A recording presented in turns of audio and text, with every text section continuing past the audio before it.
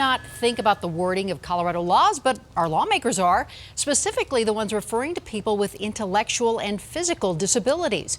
Lawmakers are considering a bill that would update references to things like mentally deficient person to a person with intellectual and developmental disabilities. Mental defect would become mental illness, and physical defect would become physical disability. Well, the Colorado Cross Disability Coalition has a new program empowering people with disabilities to manage their own affairs. And Denver 7's Nicole Brady has more on the Probate Power program. I'm here with Chris Brock, the managing attorney for the Probate Power Law Program. Thanks, Chris, for talking about this with us today. Thank you for having me. And tell us, you handle wills and trusts and estate planning for a lot of people. When you have a disabled client, what are some of the specific concerns that they have that are different?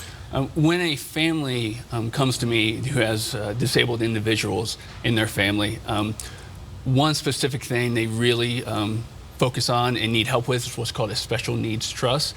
And this allows, for instance, a disabled child to receive that inheritance, and they put that inheritance into a trust that someone else can control, so that this inheritance, which is usually substantial assets, does not hurt that disabled person's public benefits. I see. That makes sense. So that's a unique situation for those clients. And this Probate Power Law Program, I guess, why is it necessary? Why did you feel that there was a need to have this type of program for your clients? Well, CCDC, Cross Disability Coalition, they've been a premier disability advocacy program out there for many years, and they determined that they received heard from a lot of clients who needed help in this area, didn't know where to turn, and so they determined that having a program focused exclusively on the disabled community was something in need for their estate planning. Nice.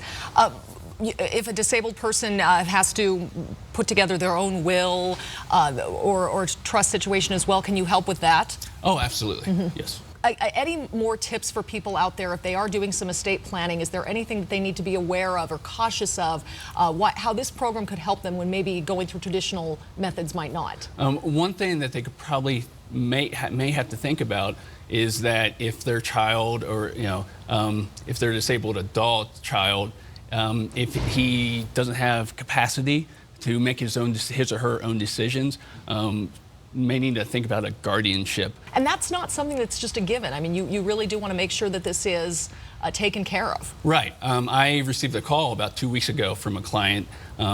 She said she has an adult child. I believe he was 27 years old, and she needed guardianship over him pretty quickly because he went to have some surgery done, and the hospital would not perform it unless she had some type of guardianship or power of attorney over him. And because he did not have capacity to make his own decisions and thus could not file power of attorney, she needed to get guardianship over him. Very good points to bring up there. Chris Brock, thank you so much for talking to us about this. Again, it's the Probate Power Law Program.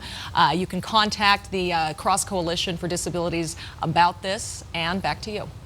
Thanks, Nicole. By the way, you can link to the program on our website, thedenverchannel.com/politicsunplugged.